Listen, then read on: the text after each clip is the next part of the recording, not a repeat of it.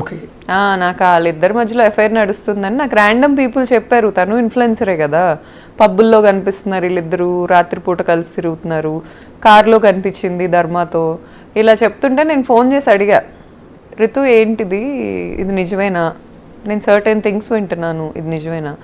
అయ్యో చీచి, అసలు నువ్వు ఒక బిజినెస్ ఉమెన్ అని నాకు తెలుసు, నువ్వు చాలా తెలిసిన దానివి, నాకు నువ్వు ఒక ఇన్ఫ్లుయెన్సర్ అని నాకు తెలుసు, మీరిద్దరూ ఎప్పటి నుంచో నాకు తెలుసు, నేనెందుకు అలా చేస్తాను అనింది.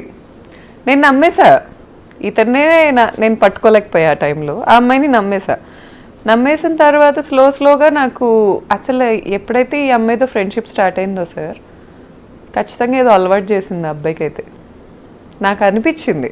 ఒక వైఫ్కే అర్థమవుతుంది హస్బెండ్ ఎలా ప్యాటర్న్స్ మారుతున్నాయి, హస్బెండ్ నైట్ ఎప్పుడు రావట్లేదు, కొత్తగా ఈ హ్యాపీ డెంటల్ తింటాం ఒకటి, ఈ హ్యాపీ డెంటల్ ఎందుకు తింటున్నాడు, సర్టెన్ థింగ్స్ ఎందుకు కవర్ చేసుకుంటున్నాడు, ఇవన్నీ నాకు డౌట్లు వచ్చాయి. ఈ పాపకు ఆ ఫ్లాట్ ఇష్టం అనుకుంటా, మమ్మల్ని పంపించేసింది ఇతనితో చెప్పించి.